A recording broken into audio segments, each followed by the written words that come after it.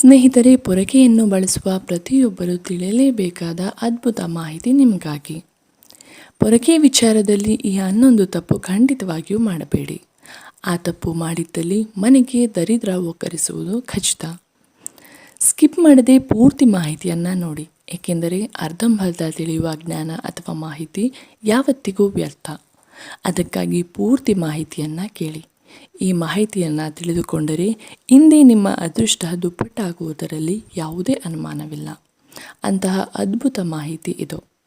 ಆ ತಪ್ಪುಗಳನ್ನು ತಿಳಿಯುವ ಮೊದಲು ಸಾಕ್ಷಾತ್ ಲಕ್ಷ್ಮೀ ನಾರಾಯಣರ ಆಗಮನ ನಿಮ್ಮ ಮನೆಗೆ ಆಗಬೇಕೆಂದು ನೀವು ಬಯಸಿದರೆ ಈ ವಿಡಿಯೋವನ್ನು ಲೈಕ್ ಮಾಡಿ, ಹಾಗೆ ನಮ್ಮ ಚಾನೆಲ್ಗೆ ಸಬ್ಸ್ಕ್ರೈಬ್ ಮಾಡಿಕೊಳ್ಳಿ. ಕಾಮೆಂಟ್ ಬಾಕ್ಸ್ನಲ್ಲಿ ಶ್ರೀ ಲಕ್ಷ್ಮೀ ನಾರಾಯಣ ನಮೋ ನಮಃ ಎಂದು ಕಾಮೆಂಟ್ ಮಾಡಿ. ಪೊರಕೆಯನ್ನು ಬಹಳ ಶುಭವೆಂದು ಪರಿಗಣಿಸುತ್ತೇವೆ.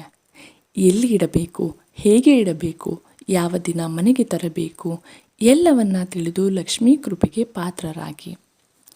ಪುರಾಣದ ಪ್ರಕಾರ ಲಕ್ಷ್ಮೀ ದೇವಿಯು ವಿಷ್ಣುವಿನ ಲೋಕಕ್ಕೆ ಹೋದಾಗ ಆ ಸ್ಥಳವನ್ನು ಸ್ವಚ್ಛಗೊಳಿಸಲು ಪೊರಕೆಯನ್ನು ಬಳಸಿದರೆಂದು ಉಲ್ಲೇಖವಿದೆ.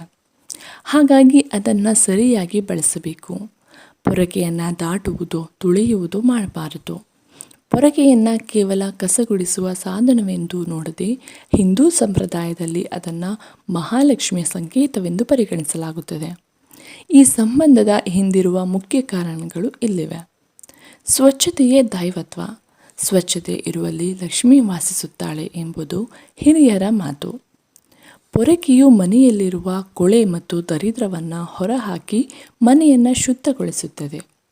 ಎಲ್ಲಿ ಶುದ್ಧತೆ ಇರುತ್ತದೆಯೋ ಅಲ್ಲಿ ಮಹಾಲಕ್ಷ್ಮಿಯ ಆಗಮನವಾಗುತ್ತದೆ ಎಂಬ ನಂಬಿಕೆ. ಇದರ ಹಿಂದಿದೆ ದಾರಿದ್ರ್ಯದ ನಿವಾರಣೆ. ಪುರಾಣಗಳ ಪ್ರಕಾರ ಲಕ್ಷ್ಮೀ ದೇವಿಯ ಅಕ್ಕ ಜ್ಯೇಷ್ಠಾದೇವಿ ದಾರಿದ್ರ್ಯ ಮತ್ತು ಅಶುದ್ಧತೆಯ ಸಂಕೇತ. ಪೊರಕೆಯಿಂದ ಕಸಗುಡಿಸುವುದು ಎಂದರೆ ಜ್ಯೇಷ್ಠಾದೇವಿಯನ್ನು ಹೊರಹಾಕಿ ಮಹಾಲಕ್ಷ್ಮಿಯನ್ನು ಆಹ್ವಾನಿಸುವುದು ಎಂದರ್ಥ. ಧನತೇರಸ್ ಮತ್ತು ಪೊರಕೆ ದೀಪಾವಳಿಯ ಹಬ್ಬದ ಸಂದರ್ಭದಲ್ಲಿ, ಅದರಲ್ಲೂ ಮುಖ್ಯವಾಗಿ ಧನತೇರಸ್ ದಿನದಂದು ಹೊಸ ಪೊರಕೆಯನ್ನು ಖರೀದಿಸುವುದು ಬಹಳ ಶುಭವೆಂದು ನಂಬಲಾಗಿದೆ. ಅಂದು ಪೊರಕೆಯನ್ನು ಖರೀದಿಸಿದರೆ ಮನೆಯಲ್ಲಿ ಆರ್ಥಿಕ ಸಂಕಷ್ಟಗಳು ದೂರವಾಗಿ ಸಂಪತ್ತು ವೃದ್ಧಿಯಾಗುತ್ತದೆ ಎಂಬ ನಂಬಿಕೆ ಇದೆ. ಪೊರಕೆಯನ್ನು ಗೌರವಿಸುವ ಕ್ರಮಗಳು. ಪೊರಕೆಯನ್ನು ಮಹಾಲಕ್ಷ್ಮಿಯ ರೂಪವೆಂದು ಭಾವಿಸುವುದರಿಂದ ಕೆಲವು ನಿಯಮಗಳನ್ನು ಪಾಲಿಸಲಾಗುತ್ತದೆ. ಪೊರಕೆಗೆ ಕಾಲು ತಗಲಿಸುವುದು ಅಥವಾ ಅದನ್ನು ತುಳಿಯುವುದು ಮಹಾಲಕ್ಷ್ಮಿಗೆ ಮಾಡುವ ಅಪಚಾರವೆಂದು ಪರಿಗಣಿಸಲಾಗುತ್ತದೆ. ಪೊರಕೆಯನ್ನು ಯಾವಾಗಲೂ ನಿಲ್ಲಿಸಿ ಇಡಬಾರದು. ಅದನ್ನು ನೆಲದ ಮೇಲೆ ಮಲಗಿಸಿ ಮರೆಮಾಚಿ ಇಡಬೇಕು.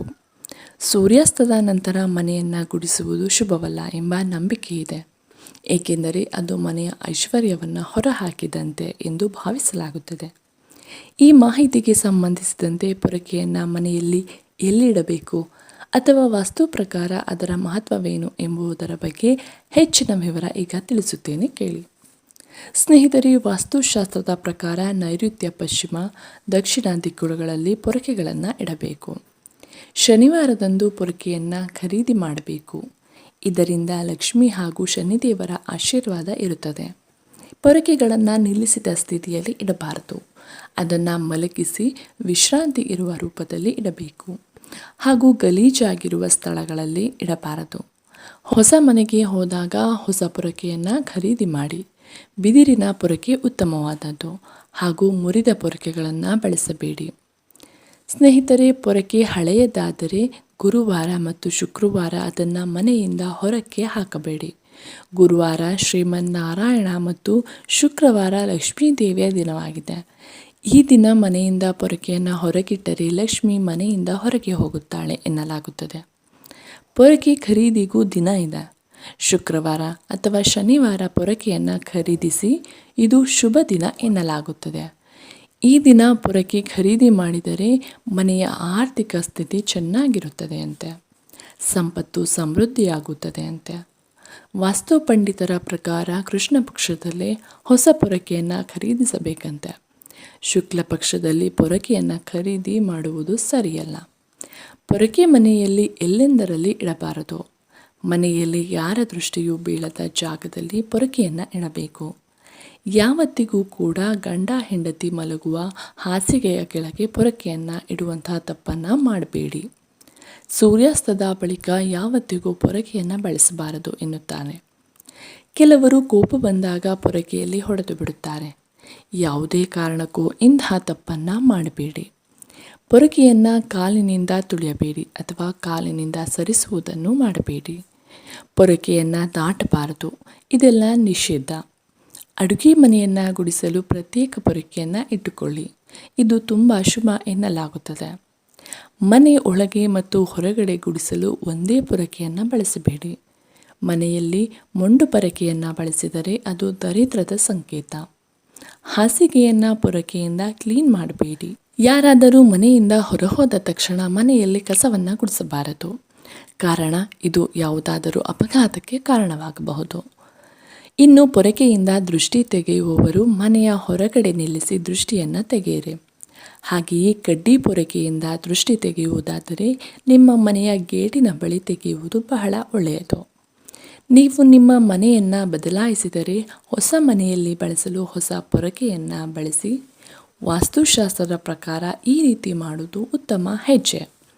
ಮನೆಯಲ್ಲಿ ಕಸ ಗುಡಿಸುವ ಪೊರಕೆಯಿಂದ ನಿಮ್ಮ ಕಾಲು ಹಾಳುಗಳ ಧೂಳುಗಳನ್ನು ಒರೆಸುವುದನ್ನು ತಪ್ಪಿಸಿ. ಏಕೆಂದರೆ ವಾಸ್ತುಶಾಸ್ತ್ರದ ಪ್ರಕಾರ ಈ ರೀತಿ ಮಾಡುವುದರಿಂದ ಲಕ್ಷ್ಮೀ ದೇವಿ ಕೋಪಗೊಳ್ಳುತ್ತಾರೆ ಎಂಬ ನಂಬಿಕೆ ಇದೆ. ವಾಸ್ತುಶಾಸ್ತ್ರದ ಪ್ರಕಾರ ದೀಪಾವಳಿ ಪರ್ವದಲ್ಲಿ ಪೊರಕೆಯನ್ನು ಖರೀದಿಸುವ ನಂಬಿಕೆಯೂ ಇದೆ. ಪೊರಕೆಯನ್ನು ಲಕ್ಷ್ಮಿ ಎನ್ನಲು ಕಾರಣ, ಪೊರಕೆಯನ್ನು ಹಿಂದೂ ಧರ್ಮದಲ್ಲಿ ಲಕ್ಷ್ಮೀ ದೇವಿಯ ಸ್ವರೂಪವೆಂದು ಪರಿಗಣಿಸಲು ಹಲವಾರು ಕಾರಣಗಳಿವೆ. ಅವುಗಳಲ್ಲಿ ಮುಖ್ಯವಾದವುಗಳು ಇಲ್ಲಿವೆ. ಪೊರಕೆಯು ಮನೆಯನ್ನು ಸ್ವಚ್ಛಗೊಳಿಸಲು ಸಹಾಯ ಮಾಡುತ್ತದೆ.